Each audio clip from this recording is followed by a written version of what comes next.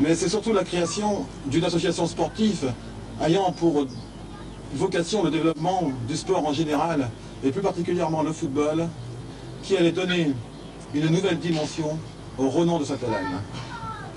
Nous avons rappelé succinctement ce qu'était Sainte-Hélène, mais nous allons maintenant rentrer dans le vif du sujet. Le football club hélénois, comment s'est-il créé et pourquoi son existence? Oh, tout simplement, je peux dire que je suis à l'origine de sa création. J'avais 30 ans et mon avenir de footballeur est derrière moi. Après avoir joué dans plusieurs clubs de la région, je me suis retrouvé à l'AS Lordévent, où mon frère René jouait déjà depuis plusieurs saisons. Il ne cessait de me vanter les mérites de cette équipe, où l'ambiance, me disait-il, était ce qui se fait de mieux. J'y ai donc passé 3 saisons, où je me suis fait beaucoup d'amis, et je fus effectivement enchanté par l'ambiance qui y régnait. C'est peut-être par le manque d'ambition de certains joueurs et de certains dirigeants qui m'ont amené à vouloir créer une équipe de football, en m'inspirant d'ailleurs très largement des structures de ce club. Le faire où? Eh bien tout naturellement à Sainte-Hélène. Bien sûr, il existe déjà un club, l'Espérance, mais elle a l'espérance que le nom. Régulièrement, elle perd ses meilleurs joueurs qui vont faire les bons jours des clubs environnants, et elle végète pratiquement depuis son existence. Il me fallait donc trouver non seulement 6 personnes pour former et créer une association type loi 1901, mais aussi et surtout des joueurs. Janvier 1977. Je fais part de mes idées à quelques amis et à ma famille. Spontanément, Armand Cornet, Angélique Bréjean, Jean-Michel Guégano, Raphaël Guilmoto ont accepté avec enthousiasme et partagé ma passion pour ce nouveau club. Qu'on allait appeler tout simplement, je le répète une nouvelle fois, le football club hélénois. Avec moi, cela faisait donc 5 personnes. Il nous en manque une pour former un bureau provisoire, car il nous fallait déclarer et déposer les statuts le plus vite possible à la préfecture pour avoir une existence officielle. Mais cette 6e personne, qu'elle fut difficile à trouver, car nous nous trouvons en pleine élection municipale et personne ne voulait cautionner notre nouvelle association. C'est finalement toi, Pierre, qui me filme en ce moment, et d'ailleurs à ton insu, qui s'est retrouvé 6e pour compléter et ainsi avoir le droit de constituer une association.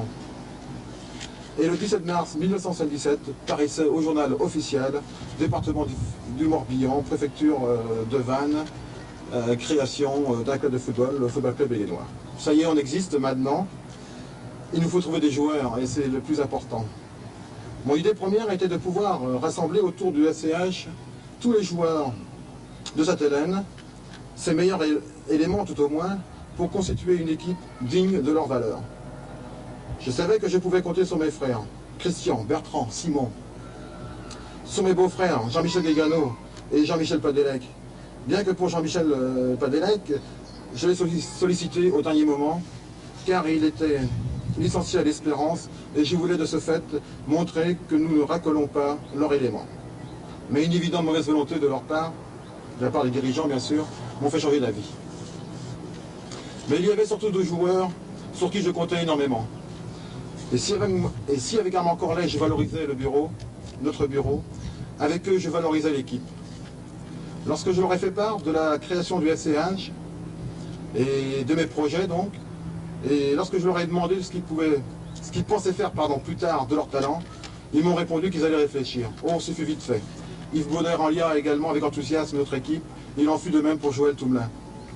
2 garçons que j'aime beaucoup, le football nous a réunis depuis longtemps et nous sommes devenus amis. Ils accompliront un travail énorme et sans eux le SCH ne serait pas tout à fait ce qu'il est aujourd'hui. De plus, ils rendaient crédible notre équipe vis-à-vis des mauvaises langues. Déjà l'ossature prenait forme. Claude Baron, un enfant du pays, nous rejoignait, de même que Serge Marette, Jean-Yves Lebaille, Joël Gaudin, Jean-Yves Gloec, Philippe Boudou. Voilà donc que les 15 joueurs, 15 licenciés, 15 pionniers qui vont disputer leur premier match à Bels contre les Belugas, qui remportèrent d'ailleurs facilement 4-0.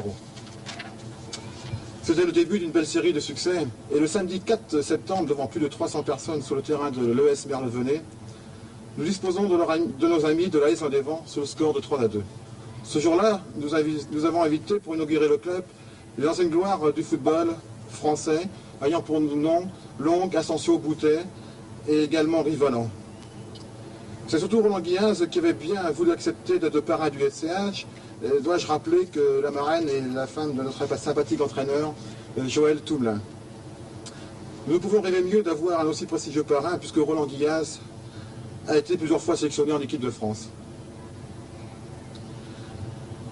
8 jours plus tard, ce fut notre entrée en compétition officielle. Le 11 septembre, premier match championnat, coïncidence avec Belz d'ailleurs, contre les Buligas.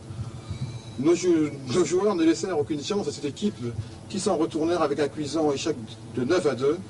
Le premier but officiel en championnat fut marqué par Yves Baudet, entraîneur oblige, qui lui aussi rentrait dans la légende. Et la série ne faisait que commencer. Dois-je rappeler la composition de notre groupe pour cette première année d'existence? Il y avait dans le groupe le Dumiller de Vennes, l'Espérance de Sainte-Hélène, Saint-Pierre-Quiberon, l'US Plouinac, le Stade Quiberonais, l'Amical Guettel, le Football Club d'Ardevennes, l'US Nostan, Belle-Île. D'ailleurs, on a fait un excellent voyage, un voyage mémorable, rappelle-toi Pierre. Je vous rappelle. Et la JAP de Plouinac. Bien sûr, faut-il souligner que toutes ces équipes étaient des équipes B, nous étions la seule équipe A, et c'est donc sans grand problème que nous fûmes champions de notre groupe.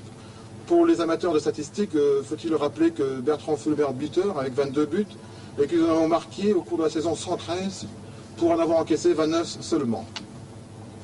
Bien, nous allons voir donc tous ces joueurs qui ont porté haut les couleurs des football clubs bélénois en images. Bien, tout de même un petit rectificatif sur le commentaire de tout à l'heure. Vous avez rectifié d'ailleurs de vous-même. Ce n'est pas bien sûr la femme de Joël Toumelin qui est la marraine du club, bien que nous la trouvons charmante et sympathique, mais c'est la femme de notre entraîneur Yves Baudet, c'est-à-dire Janine Baudet. Donc maintenant, voir ces 15 garçons en photo, en images même, qui ont donc remporté le titre de champion du Morbihan de 3e division. Champion de leur groupe, pas du Morbihan, hélas, nous avons été éliminés en demi-finale par Saint-Gilles. Nous allons commencer donc sur la gauche avec Jean-Michel Padelec, que vous voyez en suivant. Et je ferai un tout petit commentaire personnel, comme j'avais fait la première année. C'est le même commentaire d'ailleurs, lors de l'Assemblée Générale. De mauvaises langues disent que son ventre souffre d'un manque d'abdominaux. Pourtant, on l'aperçoit à peine sur la photo. Et pourtant, sur le terrain, il n'a jamais rien à se reprocher, tant il met de la bonne volonté et de cœur pour remporter la victoire. De plus, il a fait preuve d'un bel esprit sportif lorsqu'il a demandé à être sur la touche quelques matchs à cause du nombre débutés. Puis, à côté de Jean-Michel, sur la droite, donc à sa droite, Christian Carour. Alors, Christian... Ah, c'est pas vrai, je retrouve pas Christian. Voilà, Christian... Lui aussi a beaucoup de talent, un souffle inépuisable, a réalisé une saison remarquable et fera encore mieux cette année s'il tient compte des petites remarques de ses copains. Puis à sa droite, Yves Baudet, notre entraîneur, qui n'a pas hésité à quitter la promotion d'honneur pour prendre en main et décider de l'équipe. Apprécié de tous, il est à la fois le technicien et la sécurité. Ses éclats de voix sont célèbres, mais qui aime bien, châtie bien. Puis à sa droite, Jean-Michel Guégano. Jean-Michel Guégano, là c'est pareil, j'ai du mal à le retrouver sur mes fiches. C'est pas vrai, Jean-Michel, où es-tu? Là, je ne retrouve pas Jean-Michel Guégano, le voilà. Aussi à l'aise sur le terrain que dans son camion, joueur polyvalent, toujours présent, un joueur sur qui nous pouvions compter et que sa modestie est appréciée de tous. Puis à la droite donc de Jean-Michel, Joël Gaudin. Après 7 ans d'interruption de football, nous ne nous en sommes pas aperçus. Malheureusement, pour des raisons professionnelles, il ne pouvait toujours répondre présent. Simon Carour, joueur au talent fou, s'amuse sur le terrain comme dans la vie. N'a pas eu comme certains la grosse tête et n'a pas hésité à repartir en 3e division pour nous aider à atteindre notre objectif qui, je dois le rappeler, est la montée en 1re division en 5 ans. À côté de Simon, donc, Jean-Claude Lemanag. Lui aussi a un cœur gros comme ça, toujours souriant, toujours présent. Ce n'est pas une opération de l'appendicite qui va l'empêcher de continuer de nous amuser après le match. Puis à la droite de Jean-Claude, c'est René Caroux, qui là, on connaît les raisons pourquoi il ne peut plus pratiquer le football, mais il est toujours à nos côtés, toujours présent pour aider le FCH. En dessous, René, notre gardien, Jean-Yves Gloaec, qui est notre dernier rempart, à qui nous devions beaucoup. Après le match, il participait activement à la bonne ambiance, qui était la nôtre, et souvent il la créait. Puis à la gauche de Jean-Yves, Philippe Le Boudouille. Philippe Boudouille, peut-être le plus charmant de la bande. Très attachant dans la vie comme sur le terrain, il a marqué des buts de splendide, mais s'est avéré finalement comme un précieux défenseur. Ensuite, il y a moi, mais je passe très rapidement pour arriver à Bertrand Caroux, qui est un joueur volontaire, vif et rapide. Il a marqué des buts extraordinaires, apprécié de tous, il vit vraiment déjà pour son nouveau club.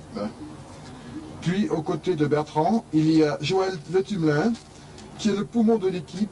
On le voit partout sur le terrain. Son talent est resté intact et les gardiens se souviendront de lui. Car pour Joël, penalty est synonyme de but. Son courage et sa volonté de vaincre font qu'il entraîne tous ses copains vers la victoire. Puis, à côté de Joël, Jean-Yves Lebaille, dit Fredo. Alors Jean-Yves Lebaille, ses dribbles sur l'aile droite ou gauche, ses déboulés et sa chevelure bouclée lui ont valu de la part de ses supporters et de ses copains le surnom de Rocheteau. Il est le premier à créer l'ambiance, surtout après le match, où les prolongations se terminent souvent fort tard. Bien sûr, il manque sur cette photo Claude Baron, qui à l'époque était au service militaire, mais je ne voudrais quand même pas l'oublier pour la magnifique poule à lait qu'il a réalisée chez nous. Toujours joyeux et décontracté, il a marqué beaucoup de buts en début de saison, mais le service militaire l'a contrarié, et peut-être aussi arrosait-il trop bien ses permissions, qu'il en perdait le sens du but. Mais nous le connaissons bien, cette année il repartira de plus belle.